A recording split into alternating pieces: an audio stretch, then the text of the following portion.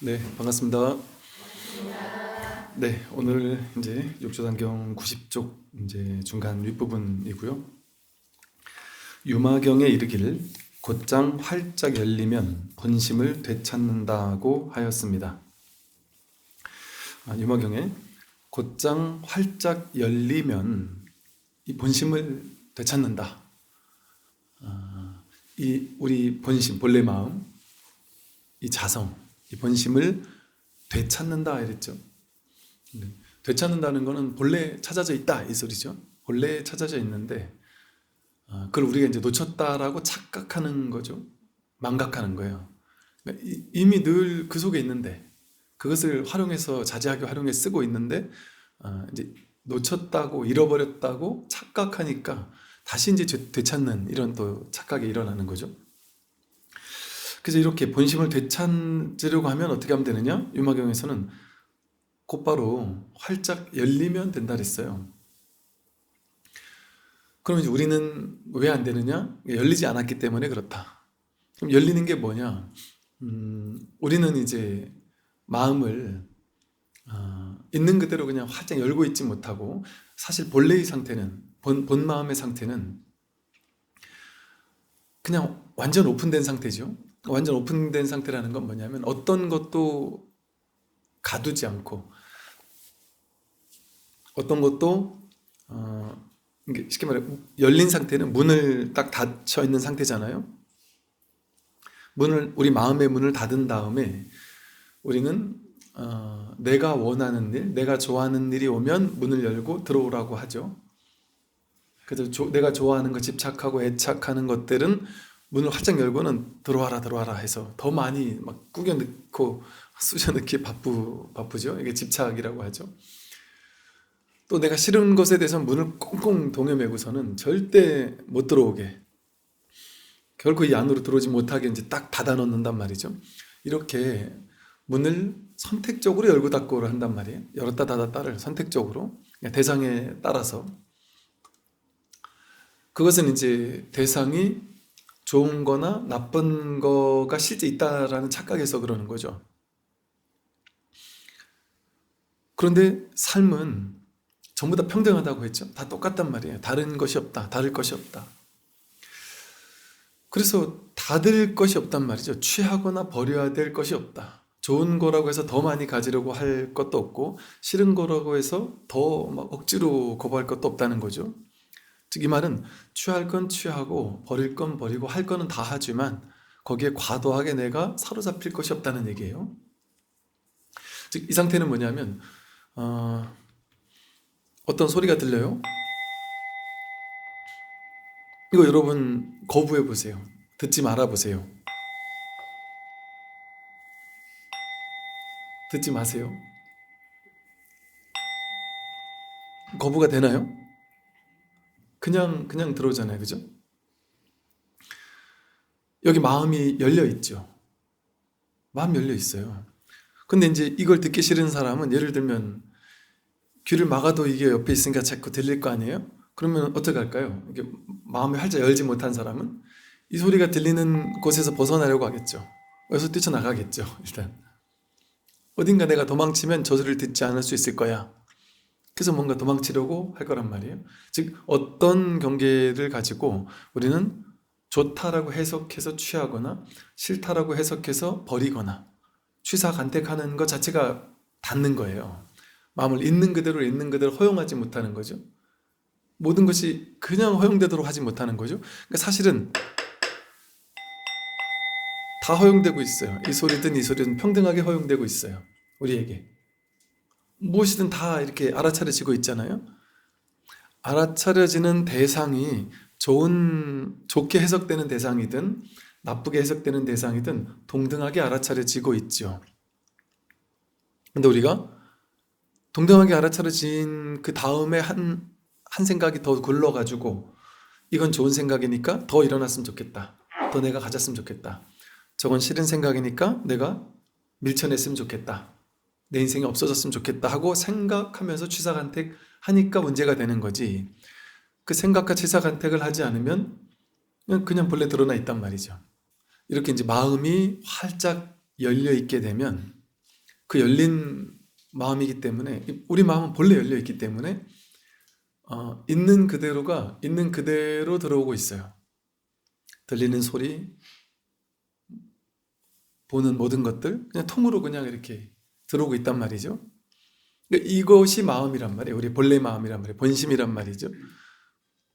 그 여기는 뭐 취할 것도 없고 버릴 것도 없죠. 그러니까 내가 취하려고 애쓸 것도 없고 버리려고 애쓸 것도 없고 그냥 본래 상태인 거예요.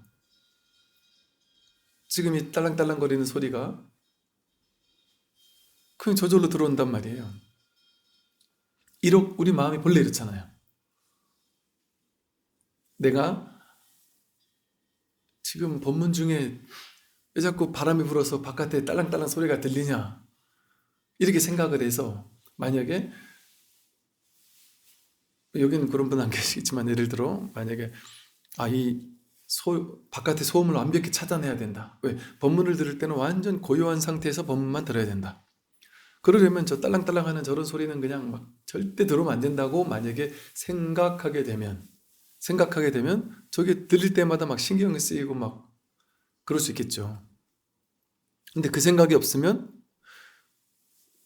전혀 상관없잖아요. 들려도 괜찮고 들리지 않아도 괜찮고.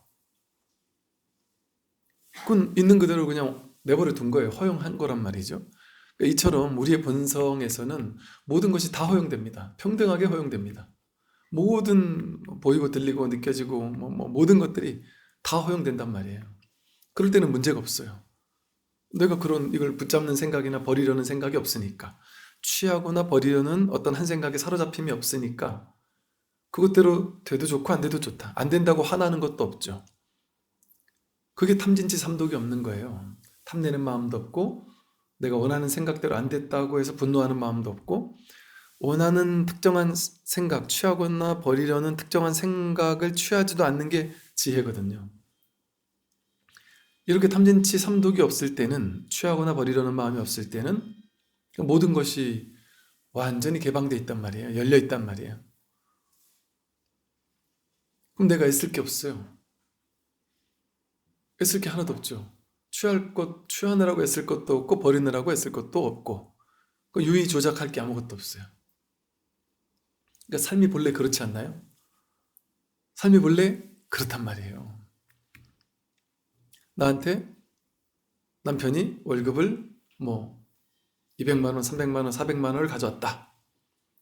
그거 그냥 진리로서 온 거예요. 내가 어떻게 할 수 있는 게 아니에요. 그냥 그것이 온 게 현실이 진실이에요. 이 사람이 나한테 가져온 그게 그냥 나에게 와야 될 인연인 거예요. 그 돈이. 아기를 낳는데 아기가 내 마음에 안 든다. 예를 들어. 내 생각이 마음에 안 드는 거죠. 그 생각이 없으면 어떻게 돼 상관없단 말이에요. 남자를 원했는데 아들이 왔다. 아들을 원했는데 딸이 왔다거나. 근데 원하는 게 없었으면 그냥 와야 할 인연이 오는 거죠. 나는 건강을 원했는데 나에게 병이 왔다. 그 건강을 원하니까 병이 오는 게 화나잖아요. 근데 병은 그냥 원래 오는 거죠. 인연 따라 올 수 있는 거죠. 모든 게 완전히 허용된 상태에서는 내가 취하거나 버릴 게 없어요. 취하거나 버리지 않으면 애쓰고 조작할 게 없고, 그렇게 취사간택심이 없으면 괴로움이 없습니다. 내가 더 갖고 싶은데 못 가질 때 괴롭고 더 없애고 싶은데 없애지 못할 때 괴롭다 그랬잖아요. 취사간택심 때문에 괴로움이 연기하는 거예요. 근데 그게 없으면 괴로울 게 없죠. 이 세상을 통으로 그냥 완전히 활짝 열려가지고 통으로 모든 걸 그냥 완전 100% 허용하게 된다면 괴로울 게 없잖아요. 들어오는 그것이 진실이니까. 내 눈앞에 펼쳐진 이 현실, 이것이 그대로 진실이니까. 또 거부할 이유가 없죠. 그러면 된 거예요. 쉽게 말해서. 취사간택심이 없으면 괴로움이 없습니다. 취사간택심이 자기를 묻는 사슬이거든요. 자기를 묶지 않았으니까 이 세상은 그 어떤 것도 나를 묶지 않아요. 내가 생각으로 나는 태어났어. 이 몸이 나야. 나는 태어났어. 나는 언젠가 늙고 병들고 죽을 거야. 늙으면 안 돼. 병들어도 안 돼. 건강해야 돼. 죽으면 안 돼. 그 생각이 있으니까 늙고 병들고 죽는 게 괴롭잖아요. 이 몸이 나라는 생각이 없으면 얘가 늙고 병들고 죽는 걸 나는 구경할 뿐이죠. 이게 내가 아니에요. 아무 문제가 없어요. 늙는 것, 병드는 것, 죽는 것이 아무런 문제가 없죠. 화장 열리게 될 때. 근데 이것이 이렇게 이제 제가 이렇게 설명을 해드리니까, 그런 상태가 되면 그렇게 되면 되겠네. 이렇게 생각은 하죠. 그죠? 그럼 내가 화장 열어야 되겠네. 하면 조금 더 현실에서 뭔가 내가 딱 맞고 있을 때, 뭔가로 인해서 내가 화가 날 때, 내가, 이 생각을 쥐고 있으니까 괴로웠구나 하고 이렇게 좀 유연하게 놔줄 수 있겠죠. 그 생각을. 이런 방법을 통해서 조금 더 가벼워질 수 있겠죠. 그죠? 근데 이게 단박에 삶에 완전히 체화가 되지는 않죠. 이건 조금씩 내가 삶의 진실을 공부하면 공부할수록 조금 더 마음이 열리게 되고 조금 더 취사간택이 줄어들게 되면서 내가 뭔가 걸렸더라도 잠깐 돌이켜보면 이게 아무것도 아니구나 해서 이렇게 가볍게 풀어지는, 이게 이제 점수적 방식의 공부예요. 그런데 이 선에서는 여기서 말했죠. 곧장, 문득, 몰록 이런 말을 써요. 단박의 소리거든요.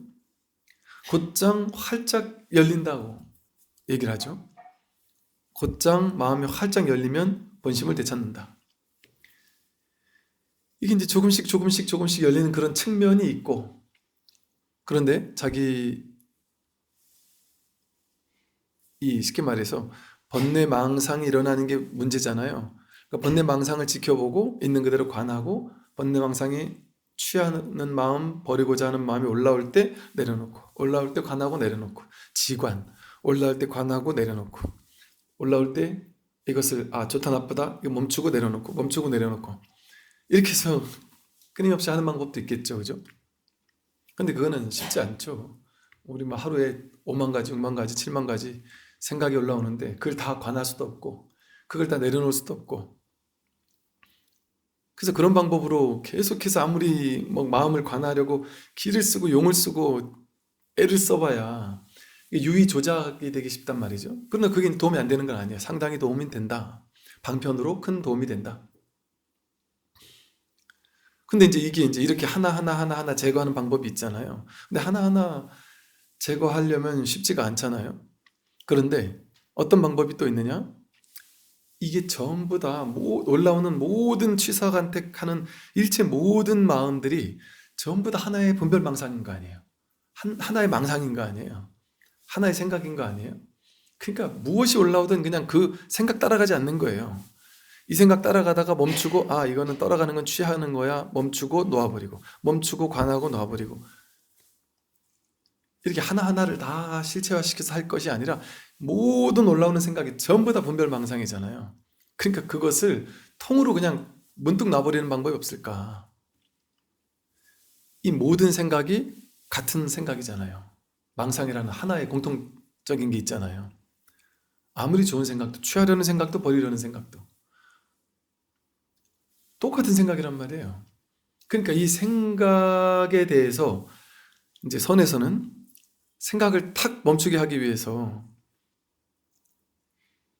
화두라는 것을 주는데, 화두라는 것은 뭐냐면 아마 그 세계적인 어학자라든지 국어학자나 이런 사람들이 보기에는 이 세상 모든 말로 된 글은, 언어나 책이나 소설책이라든지 철학책이라든지 모든 책은 언어학 박사, 국어학 박사가 딱 봤을 때 이게 문법적으로 다 해석이 되고 이해가 되고 논리적으로 다 이제 풀이가 될 거예요.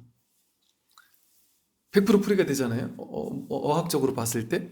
그런데 이 선어록만 모르긴 해도 아마 국어학자나 어학을 하는 분들이 이 선어록을 보면 태어나서 난생 처음 보는 이런 말도 안 되는 패턴을 보면서 경악을 금치 못하거나 충격에 휩싸이거나, 내가 이 세계적인 어학 고수인데 내가 풀지 못하는 언어는 없어라고 자신만만했는데 이건 전혀 풀 수가 없어요. 이 언어의 구조적 어떤 그 특성, 그거에 따라서 이렇게 말이 진행되지 않는단 말이죠. 이 논리하고는 상관없는 거예요. 이 화두라는 것은 말의 개념을 따라가는 공부가 아닌 거예요. 그 말의 뜻을 따라가서 이해하고 그래가지고 알았다 하는 그런 공부가 아니란 말이죠. 말이라는 구조 자체의 모순이랄까? 그걸 그냥 통으로 그냥 문득 놔버리게 만들어요. 근데 그러려면 생각으로는 안 된단 말이죠. 그러니까 꽉 막혀야 되는 거예요. 생각, 판단, 분별이, 모든 생각, 판단, 분별이 그냥 꽉 막힌단 말이죠. 이 하나의 의문에서. 내가 누구냐? 모르겠다. 이것이 무엇이냐? 모르겠다. 그러니까 진짜 화두는 내가 누구인가? 내가 무엇인가? 이것이 무엇인가? 이것보다도 내가 누구냐 이러면 내가 누구지? 이렇게 생각이 굴러가잖아요. 내가 누굴까? 이렇게 자꾸 내가 누군지를 찾게 되잖아요. 근데 이제 숭산 스님은 그러셨죠. 내가 누구인가 하지 않고 오직 모를 뿐 이러셨죠. 그죠? 내가 누구인가 하는 그 질문을 붙잡는 게 아니에요. 처음엔 이제 처음 화두 딱 들 때는 내가 누구냐? 몸뚱이 이렇게 움직이게 하는 게 누구냐? 숨쉬게 하는 이놈이 누구냐? 손가락 움직이게 하는 이놈이 누구냐? 이렇게 해서 이것이 무엇인가 하고 이렇게 잠깐 들게 만들어주기도 해요. 처음에는.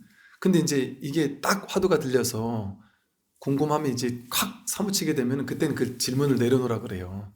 질문을 더 이상 하지 마라. 질문은 임시로 잠깐 그냥 확 꽉 막혀서 모르겠는 그 상태로 딱 만들어주기 위한 임시적 광편이었을 뿐인 거예요. 그래서 화두가 딱 들리고 나면 내가 누구인지 진짜 궁금해서 내가 누구인지를 정말 확인하고 싶다. 나의 본성, 자성, 본래 면목을 확인하고 싶다 하는 마음이 콱 들어차 있으면 그때는 내가 누구인가 이렇게 하지 말라 그래요. 송화두처럼 그렇게 하면 자꾸 내가 누구지 이걸 자꾸 찾아다니니까. 그러니까 그렇게 되면 어떻게 되느냐? 그냥 모르겠다가 된단 말이에요. 모를 뿐이 된단 말이에요. 그냥 온통 모르겠단 말이에요. 그냥 뭔지 모르겠다 하고 모름에 그냥 콱 막힌단 말이죠. 그러니까 그 모름 속에 어떤 생각도 일으킬 수가 없단 말이에요. 그러나 우리 이제 생활 속의 수행자들 같으면 일상생활 속에서 화두가 들려 있더라도 일상생활은 한단 말이에요. 일상생활 할 때는 분별을 써서 해요. 근데 그냥 그러면서도 생활 속에서 문득문득 이게 궁금한 거예요. 그러니까 이제 계속해서 법문을 듣다 보면 나도 모르게 이렇게 화두가 딱 들리는 거예요. 화두가 들리는 게 뭐냐 하면 법문을 처음에 듣다 보니까 이해되는 거. 생활 속에서 이렇게 하면은 삶의 집착이 좀 내려놔지겠구나. 번뇌나 화가 좀 줄어들겠구나. 삶의 지혜가 생기니까 점차 좀 가벼워지는 것 같구나. 이제 이런 정도의 효과를 보다가 법문을 꾸준히 계속해서 듣다 보면 어느 순간 뭔가 확연하게 100% 확연해지지 않는단 말이에요. 공부가 완전히 끝나지진 않는단 말이에요. 좀 더 가벼워진 것 같긴 하지만 그래도 미진함이 분명히 있단 말이에요. 그러면서 괴로움이 현실에서 끊임없이 생기잖아요. 그 괴로움이 생기는 게 좋은 거예요. 이 공부를 하고 법문을 듣다가 괴로움이 생기다가 너무 큰 괴로움이 확 오게 되면 그 괴로움에서 도망치고 싶어서 그 괴로움이 너무 싫어가지고 더 법문을 열심히 듣게 돼요. 괴로울 때 그렇게 돼요. 그냥 적당히 괴로울 때는 그냥 법문도 그냥 적당히 듣다가 너무 괴로워서 그냥 막 너무너무 괴로울 때 그 괴로운 느낌이 너무 찜찜하고 싫은 거예요. 그러니까 이 괴로움을 피해서 도망치고 싶어요. 그러다 보니까 법문을 더 들어요. 더 열심히 듣다 보면 딱 법문 계속 한 6개월, 1년 계속 듣다 보면 이게 내 머리로 안 된다는 얘기구나. 그냥 이게 내 본성이 뭔지 진정한 내가 누군지를 그냥 한번 확인하라는 얘기구나. 그런데 그건 방법이 없구나. 생각으로 안 되는구나. 그런데 내가 진짜 확인하고는 싶다. 그럼 방법이 없으면 어떡하겠어요? 정말 확인하고 싶은데 방법이 없어요. 노력해도 안 돼요. 그럼 사람이 힘을 쓸 게 있습니까? 힘을 쓰게 없죠. 처음에는 막 이거 어떻게든 알아보려고 막 기를 쓰고 막 눈에 힘도 주고 막 버텨보고 이러는데 대서장에 보면 그런 게 다 나오거든요. 생각으로 절대 안 된다. 눈에 힘 주지 마라. 온몸에 힘 들어가지 말고 그럼 본문을 가만히 들어보면 방법이 나와 있단 말이에요. 머리로 안 된다. 방법 없다. 힘 쓸 거 없다. 그 힘이 쪽 빠진단 말이에요. 그러니까 한동안은 어떻게 될 것 같아. 가만히 들어보니까 좀 될 것 같은데 싶단 말이에요. 그러니까 자꾸 법문을 들으면서 될 것 같으니까 뭔가 이렇게도 해보고 저렇게도 해보고 별짓을 다 해봐요. 그럴 때 뭔가 하는 게 있는 거예요. 뭐 내가 공부하는 거란 말이에요. 내가. 그러다가 문득 이거 내가 할 수 있는 게 아니구나. 완전 내려놓게 된단 말이에요. 근데 그냥 이 간절함 하나만 남아요. 이제 정말 진정한 내가 누군지를 깨닫고 싶다, 확인하고 싶다. 그 간절함 하나만 남는데 딴 거 할 수 있는 게 아무것도 없으니까 힘 쫙 빠지고 그냥 본문만 듣는 거예요. 그냥 시체처럼. 깨달음을 기다리지도 말라린단 말이에요. 본문 듣다 보면 깨닫겠지 이런 것도 망상이다. 그 기다리지도 마라 하니까 그냥 힘 쭉 빠진 상태로 그냥 진짜 무기력해진 상태로 뭐랄까 내가 할 수 있는 게 없어요. 그냥 나라는 게 탁 내려놔진 상태로 그냥 본문에 귀만 기울이는 아주 수동적 상태가 된단 말이에요. 그러나 가슴속에는 뭔가 미진한 어떤 이런 표현을 써요. 뭐 똥 넣고 뒤를 좀 아직 덜 닦은 것 같은 뭔가 찜찜함, 또 뭔가 이렇게 빚을 갚지 않은 뭔가 찝찝함. 그거 뭔지 모르겠어요. 그냥 뭔가 모르게 그러다 보니까 이게 화두가 들린지도 몰라요. 이건 확인하고 싶은데 모르겠어요. 근데 어떻게 바뀌었냐? 눈만 뜨면 눈 뜨자마자 첫 생각이 뭐예요? 여러분 어떻습니까? 여러분은? 혹시 여러분 중에 눈 뜨자마자 첫 생각이 야, 이거 진짜 확인하고 싶다 해서 본문부터 트는 사람이 있나요? 그죠? 많이 계시죠? 그죠? 그게 여러분 억지로 하려고 했어요? 아니에요. 억지로 하려고 한 게 아니에요. 누가 이 공부 떠밀지 않았잖아요. 여러분 네 나이 돼가지고 누가 공부하라고 떠민다고 하겠습니까? 토익 토플 점수 몇 점까지 따라 한다고 지금 이 나이에 하겠어요? 누가 시켜도 안 해요. 아니면 여러분 어디 가서 화두 탔습니까? 화두 안 탔단 말이에요. 근데 저절로 궁금해진단 말이에요. 틈만 나면 그냥 이 공부하고 싶고. 어떤 직장인분들은 그래요. 옛날에는 이 휴가 시즌에 어디 갈까, 뭐 할까, 뭐 하고 놀까, 뭐 하고 놀아야 정말 막 신나게 놀았다고 소문이 날까. 그러다가 이제는 막 휴가라든지 주말이라든지 이런 시간이 되면은 이때다. 이때가 내가 공부할 수 있는 좋은 때다. 해서 그냥 아무도 없는 곳에 홀로 그냥 뒷산을 가든 어디 좀 조용한 곳을 가서 그냥 계속 정말 진짜 뭘까 이거 궁금함. 근데 그게 억지로 하는 게 아니란 말이에요. 그러니까 힘은 척 빠지고 그냥 궁금함 하나만 남는 거예요. 그거를 이제 가나선식으로 말하면 화두가 들려있다 이렇게 표현을 해요. 의단동로 이렇게 표현을 해요. 대예스님은 그렇게 화두가 들려있을 때 거기에서 버텨라 이런단 말이에요. 자꾸 머리 써가지고 요령 써가지고 방법 써가지고 빨리 끝내려고 하지 마라. 방법을 찾지 마라. 머리로 막 기를 쓰지 마라. 너무 힘들어갈 거 없다. 이렇게 막 인상을 쓰면서 뭘까 하면서 막 눈썹 찡그리지 마라. 이게 눈썹 찡그린다는 건 벌써 머리로 막 가가지고 알고 싶다는 거거든요. 그렇게 됐을 때 일상생활의 분별은 하지만 이 공부에 대한 궁금함이 딱 사무칠 때 아무것도 할 수 있는 게 없는 거예요. 그러니까 이 공부에 대해서는 그냥 생각이 딱 멈추는 거예요. 생각이 그냥 온통 그냥 하나도 작동할 수가 없이 그냥 탁 멈춘단 말이죠. 그리고 그냥 알고자 하는 내가 이걸 정말 한번 알아야 되겠다 하는 그 인연에 의해서 알 수 없는 그냥 답답하고 깝깝하고 꽉 막혀 있는 것 같은 모름의 벽에 갇히게 되는 거예요. 그럼 죽을 지경이란 말이죠. 근데 그런 것도 가나선식으로 말하면 그 상태를 막 밀어붙이게 해가지고 거기서 막 뻗치게 해서 막 짧은 시간에 막 밀어붙이는 그런 방법이 하나 있을 수가 있고, 또 옛날 조사선식으로 얘기하면 알겠느냐 스승이 제자가 맨날 밥해 들고 들어오면 알겠느냐 밥 먹고 이건데 밥 먹고 있는 물 마시고 하는 이건데 알겠느냐 모르겠습니다. 그럼 가봐라. 그 다음날 또 와서 또 밥 가지면 또 알겠느냐 모르겠습니다. 가봐라. 이렇게 한 6년 7년 하다가 문득 알아듣고는 알겠냐 알겠습니다. 이렇게 공부가 끝났다 그러죠. 그 6년 7년이 걸릴 수 있단 말이죠. 그러니까 이거는 인연 따라 다른 거예요. 자신의 어떤 성향 따라 다를 수도 있고, 뭔가 단기간에 그냥 확 몰아붙여가지고 그냥 화두를 딱 탑하는 게 맞다 싶은 사람은 그 관화선이라는 화두 방식이 맞을 수도 있어요.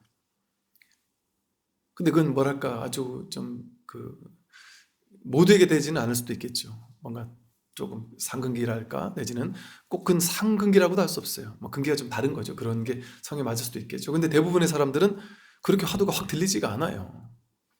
그래서 이제 조사선에서는 스승이 끊임없이 법문을 설하죠. 매일같이 선해 시대의 선방에서는 주지 스님이 이제 방장이었는데 주지 스님이 법문을 한 달에 한 최하 30번 이상을 했다 그래요. 아마 한 60번 했을 거예요. 왜냐면 아침 저녁으로 맨날 했으니까 조참, 뭐 만참 늘 해서 5일에 한 번씩 또 하고 늘 했으니까 늘 법문밖에 안 한 거예요, 스승은. 그리고 법문 잠깐 하고 나가서 이제 각자 자기 일 하는 거예요. 지금 똑같은 거예요, 지금. 법문 듣고 각자 자기 일터에 가서 일하는 거예요. 돈 벌고 자식 키우고 빨래하고 설거지하고 밥하고 각자 자기 일 하는 거예요. 그게 마저 백장 스님이 있었던 그 선의 방식이에요. 근데 그때는 이제 스님들끼리 모여가지고 법문 들을 수 있는 육성이 들리는 거리에 있어야 되니까. 그러니까 출가해서 가가지고 거기서 법문을 들었잖아요, 아침 저녁으로. 근데 그때보다 더 좋은 건 아침 저녁으로만 조참 만참 때만 한 10분 20분씩 법문 듣는 게 아니라 이제 뭐 틈만 나면 맨날 계속 들을 수도 있으니까 그렇게 법문을 듣는 걸 통해 저절로 궁금하게 만든단 말이에요. 그리고 도반들이 같이 모여서 공부를 하니까 이 자리 확인한 사람이 있을 거 아니에요. 그럼 못한 사람이 있을 거 아니에요. 그럼 못한 사람 입장에서 얼마나 깝깝하겠어요. 뭔가 나랑 똑같이 막 꽉 막혀 있어서 옆에 보면 전부 다 숙제 때문에 꽉 막혀 있었는데 어떤 한 친구가 막 그냥 스승님을 만나고 와가지고는 막 날아갈 것 같이 가볍고 얼굴이 환하고 그냥 막 즐겁게 산단 말이에요. 잠도 막 알아서 자고 그냥 너무 행복해 가벼워진단 말이에요. 그걸 보면 옆에서 얼마나 분하겠어요. 분하다는 게 나도 저렇게 빨리 하고 싶다. 그 이제 대분심이라 그래, 분심. 나는 왜 모르겠나? 딴 사람도 저렇게 쉽게 알아듣는데 왜 나는 모르겠지 한단 말이에요. 근데 그 공부처에 가보면 이게 좀 가벼워진 사람이 있단 말이에요. 이 자리에 대한 확인 있는 사람들이 은근히 있단 말이에요. 그런 사람을 볼 때 막 겉으로는 좋아해주는 척 하지만 속으로는 막 타들어간단 말이죠. 그 저절로 이제 도반이 공부시켜주는 거예요. 이제 대분심이 일어난단 말이에요. 그럴 때마다 또 대분심이 일어나면서 대신심, 믿음이, 야, 이거 진짜 뭐가 있구나. 진짜 이거 내가 열심히 하면 정말 되는 공부가 맞구나. 왜냐면 증거가 없으면, 이 공부에 대해서 변화되는 모습이 없으면 공부해봐야 별 소용없네. 이렇게 되겠지만. 요즘 젊은 MZ세대, 누구죠? 세대기 결혼해가지고 시어머니가 절에 가자 해서 절에 갔다는 거예요. 절에 갔더니 한 30년, 40년 다녔다는 노부살님들이 계시는데 내 가가지고 자기 가지고 싸우고 먹을 거 더 달라고 줄 한 번 더 서서 더 받아가고 너무 고집스럽고 이런 모습을 보고는 딱 답이 나오더래요. 아, 내가 여기서 30년을 이렇게 생활을 하면 저렇게 되는 거구나. 그러니까 굳이 내가 여길 다녀야 돼 이런 생각이 들더라는 거죠. 요즘 젊은 사람들이 또 그런 생각을 한단 말이죠. 근데 이럴 수 있겠죠. 정말 공부처에 열심히 공부하는 도반들이 또 스승들이 많은 이런 공부처에 보면 정말 훌륭하신 도반들 이런 분들이 많지 않겠어요? 그런 분들을 보면 저절로 발심이 되는 거예요. 저절로 신심이 증장되는 거죠. 아, 이거 가짜 공부가 아니구나. 진짜 이거 내가 변할 수 있는 공부구나. 심지어는 야, 내가 저 사람의 10년 전, 5년 전 과거를 아는데 어떻게 저렇게까지 변했지? 이게 확 확인이 된단 말이죠. 그러면서 아, 이 공부 진짜 되는 공부구나. 그런 마음이 든단 말이에요. 그러면서 더 견고한 믿음이 생기고 대분심이 생기고 그런 마음으로 그냥 퇴전만 하지 않으면 돼요. 후퇴만 하지 않으면 돼요. 그리고 이제 일상생활 할 땐 하는 거예요. 직장생활 할 때 하고 바쁜 일 있으면 또 그거 알아서 하고. 근데 그러더라도 내 삶 전반을 유지하는 정신적인 내 삶의 가장 중요한 일, 그러니까 내 요즘의 일과에서 내 인생에서 가장 중요한 것 1번이 이 마음 공부인 사람들이 많죠, 그죠? 옛날에는 돈 벌고 자식 키우고 즐거운 삶에서 즐거운 것들 많잖아요. 돈 버는 것도 즐겁고 자식 잘 되는 것도 즐겁고 즐거운 게 많잖아요. 그게 1번이었다면 점점점 이 공부에 관심을 기울이다가 이제는 다른 걸 안 하는 것은 아니지만 회사 생활도 하고 가족 생활도 하고 안 하는 건 아니지만 그것이 중요하지 않은 건 아니에요. 그렇다고 대충 하는 건 아니에요. 자식 여전히 사랑한단 말이에요. 똑같이 하는데 그것도 중요해서 그건 그거대로 열심히 하지만 그거보다 더 중요한 일대사 인연, 일생일대 가장 중차대한 인연을 만난 거란 말이죠. 그럼 이것보다 더 중요한 게 없다라는 게 그냥 이건 여러분 억지로 누구한테 강요하면 되겠어요? 강요한다고 안 돼요. 일생일대 가장 중차대한 일이라고 일대사 인연이라고 아무리 설법을 한들 그게 나한테 확 와닿겠습니까? 그래서 이 부처님 가르침을 들으면요, 일반인들은 그냥 이렇게 그냥 듣는 사람도 있겠지만 이렇게 인연 있는 사람들이 있어요, 분명히. 그래서 이 공부에 대해서 정말 간절해지는 사람이 있고, 혹은 그게 없는 사람도 자신이 너무 큰 괴로움이 왔을 때, 큰 고통에 처했을 때, 그때 지푸라기라도 잡는 심정으로 종교 관심 없는 사람도 이 공부에 그냥 매진하기도 한단 말이죠. 어떤 인연이 되었든 내가 한번 여기에 발심하게 만들어주고, 그래 되면 이게 일대사 인연으로 딱 발심이 돼버리면 내 일생일대에 이거같이 중요한 게 없구나. 그럼 이제 나머지도 중요하지 않은 것은 아니나 나머지는 그냥 격가지가 되는 거예요. 안 하진 않지만. 근데 오히려 나머지 일을 하는데도 더 잘 돼요. 과도한 집착 없이 하니까.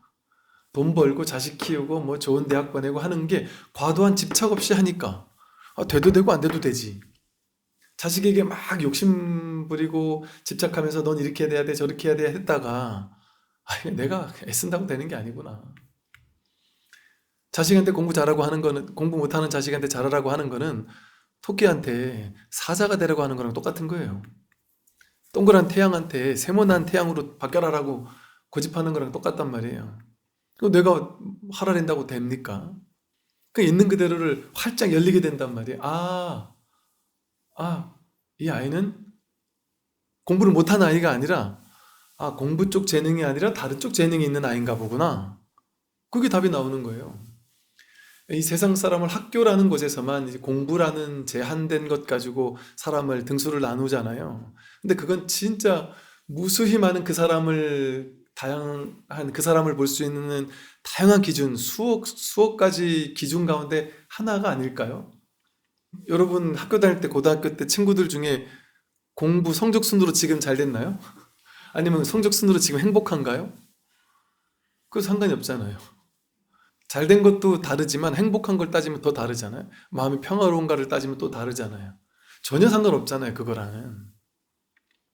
그러니까 세상 일을 하는 데는 음악 잘하는데 뭐 좋은 대학이 중요한가요? 장사 잘하는데 또 그게 중요한가요? 그러니까 이 모든 것들이 이게 기준이 없죠. 어떤 기준도 없어요, 세상에는. 그렇기 때문에 신기하게 정말 잘난 사람, 최고 잘난 사람과 최고 못난 사람이 막상 딱 같이 일을 해보면요.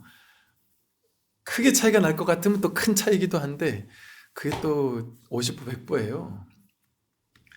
정말 나쁜 놈도 막상 또 같이 대화 나누고 해보면 그렇게 나쁘지 않아요. 저는 군에서 정말 우리 관심사병이라고 하는 정말 괴로워 죽을 것 같고 이런 친구들 많이 만나봤다 그랬잖아요. 그 친구들과 마음 열고 대화를 나누면요. 놀라운 친구들이 많아요. 완전 왕따인데 가만히 얘기 나누고 나중에 한참 얘기 나누다가 나중에 가면서 선생님 선물이에요 이러고 쓱 주고 가는데 보니까 틈틈이 제가 이렇게 얘기할 때 옆에서 이렇게 저를 그린 거예요. 근데 너무 잘 그렸어요. 너 나랑 얘기할 때 나는 할 줄 아는 게 아무것도 없다 그러지 않았니? 이거 할 줄 아는 게 없는데 이거 뭐야? 그랬더니 이거는 뭐 그냥 이건 취미예요 이러는데 너무 잘 그린 거예요. 이게 또 성격적으로나 사회적으로 범죄를 저지르거나 정말 나쁜 놈들 있잖아요. 그런 친구들 만나보면 겉으로 봤을 때 진짜 나쁜 놈이거든요. 근데 만나서 대화를 나눠보니까 본인이 그 불쑥불쑥 올라오는 그 통제되지 않는 그것 때문에 자신이 엄청난 죄의식과 괴로움에 시달리고 있고 그걸 나를 구제해줄 누군가를 기다리고 있어요. 찾고 있고. 너무 가슴 아프고 불쌍한 사람들이더라고요.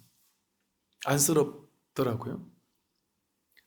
그러니까 그들 속에서 놀라운 장점들을 또 발견하게 되거든요. 그런가 하면 정말 사회적으로 저명하고 훌륭하고 대단하다는 사람들을 막상 딱 만나보면 거기서 거기에요, 그냥. 거기서. 니나 나나 별 차이가 없고 사실 그렇지 않을까요? 여러분 막 최고 대단한 막 어마어마한 사람들 옆에 가서 며칠 같이 살면 대단해 보이겠어요? 막 거기서 거기지 않겠어요? 우리가 모두가 이 성품은 다르지 않아서 그래요. 근데 그때 드러난 건 뭘까요? 인연이 다른 것뿐인 거예요, 그냥. 인연이 다른 거예요. 인연이 다른 건 좋고 나쁜 게 아닌 거예요. 그냥 인연이 다른 거예요. 좋고 나쁜 게 아니라. 소나무와 참나무는 그냥 인연이 다른 거예요. 토끼와 사자는 그냥 다른 거예요. 곤충과 동물이 다르듯이. 남자와 여자가 다르듯이. 사업하는 사람과 농사 짓는 사람이 다른 거예요, 그냥. 전혀 좋고 나쁜 그런 게 일체 없는 거죠. 그 어떤 차별도 없단 말이죠. 이렇게 바라보는 게 활짝 열린 마음으로 보는 거예요. 그 어떤 취사간택도 없고 옳다 그러다 맞다 틀리다가 있으면 옳고 좋은 것은 취하고 싫고 나쁜 건 버리려고 하잖아요. 내 인생에 좋은 것만 가지려고 하잖아요. 못 가지면 괴롭잖아요. 그러니까 좋고 나쁜 게 없으니까 괴로움이 없죠. 완전 열려 있으니까 그게 괴로움의 소멸 아닙니까? 괴로움의 소멸입니다. 해탈 열반은 따로 없어요. 괴로움의 소멸이면 그게 해탈이고 열반이에요. 근데 분별망상이 나를 묶었는데 분별망상이 내려놔지고 활짝 열리게 되면 더 이상 분별망상이 없단 말이에요. 그럼 괴로울 게 없어요. 그게 성품 확인이라고 이름 붙인 거예요. 그냥 이름 붙여서. 그 성품이랄 게 따로 없어요. 건강이랄 게 따로 있나요? 건강한 사람에게는 건강이 따로 없잖아요. 그 사람에게는 완전 건강이 늘 있는데도 불구하고 자기에겐 건강이 없어요. 건강이라는 말 자체를 아예 하질 않아요. 자기는 건강한데도 건강이 없는 거예요. 남들이 보면 너무 부러운 건강이 있지만 자기는 그런 게 없어요. 깨달음도 마찬가지란 말이에요. 괴로움이 없는 사람에게는 내가 괴로움이 없다 하고 막 자랑할 일이 없어요. 온통 온 우주 전체가 모든 것이 전부 다 노란색밖에 없으면 나는 노란색이야 막 너무 좋아 죽겠어. 나는 빨간색 아닌 게 너무 행복해. 이런 말을 하겠어요? 본래 노란색인데? 난 노란색이야 이런 말을 안 해요. 오로지 깨달음 뿐일 때, 오로지 일불승 하나의 부처뿐일 때, 그때는 부처가 없어요. 부처라는 말을 하자. 부처를 대단하다고 얘기하지 않아요. 오로지 부처뿐이니까. 그래서 이렇게 꽉 막혀 있다가 꽉 막혀 있는 그 에너지에 의해서 한번 문득 풀려나게 된단 말이죠. 그게 왜 문득일까요? 왜 몰록일까요? 여러분, 서울에 있는 사람이 여기가 서울인지 몰랐어요. 옛날에 서울 사진을 한번 봤어요. 이렇게 막 63빌딩이나 뭐 유명한 랜드마크를 보고 저게 서울이구나 이렇게 생각했어요. 그러고 나서 이제 본인은 이제 서울 어디 안 가본 지역에 가서 살고 있었어요, 평생. 근데 이제 본인은 마음속에 소원이 서울에 가는 게 소원이에요. 여긴 서울인지 모르는 거죠. 그럼 옆에 사람이, 야, 넌 서울에서 서울을 찾는구나. 여기가 서울이야. 본인은 믿음이 확실치 않은 거예요. 여러분, 그 깨달으면 믿음의 성취 이런 말을 신성취 이런 표현을 쓰거든요. 완전히 믿어지는 거거든요. 근데 아무리 여기가 서울이라고 해도 긴가민가 하는 거예요. 완전한 믿음이 없어요. 여기가 어떻게 서울이야? 내가 알았던 그 서울이 아니야. 여긴 절대 서울이 아니야. 이렇게 의심이 계속 남는단 말이에요. 그러니까 서울을 찾는 추구심이 계속돼요. 여전히. 완전한 믿음이 없으니까. 여기가 서울일 거라는 믿음이 없으니까. 근데 그 사람이 아, 진짜 여기가 서울이었어? 하고 확인하는데 얼만큼 시간이 필요할까요?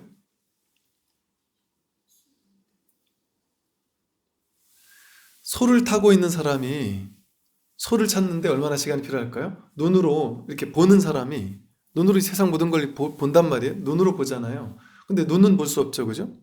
눈은 볼 수 없어요. 근데 눈으로 다른 모든 것들은 다 봐요. 그죠? 근데 이걸 보는 걸 통해서 내 눈이 있다라는 게 확인됩니까? 안 됩니까? 내 눈이 있다라는 건 확인되죠. 그죠? 근데 그 눈을 직접 보는 건 아니죠. 근데 눈은 어떻게 보는 거예요? 직접 보는 게 아니에요. 이걸 통해서 내 눈이 있구나 이렇게 확인하면 그게 눈이 있는 거죠. 마찬가지란 말이에요. 성품도. 성품을 직접 우리가 눈으로 보는 게 아니에요. 귀로 성품의 소리를 듣는 게 아니에요. 성품을 만져볼 수 있는 게 아니에요. 성품을 생각할 수 있는 게 아니에요. 육군으로 확인하는 육경이라는 경계, 대상 경계가 아닌 거예요. 이 마음은. 그래서 이런 표현을 쓰죠. 봄을 찾아 나서던 사람이 온 천지를 다니면서 봄을 찾고 찾다가 결국 봄을 못 찾았어요.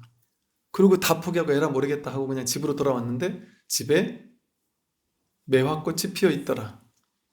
봄 찾았습니까? 안 찾았습니까? 매화꽃에 봄이 있잖아요. 매화꽃을 보고 봄을 확인하는 거예요. 이거에서 자성을 확인하는 거예요. 여기서 자성을 확인하는 거예요. 자기 본성을.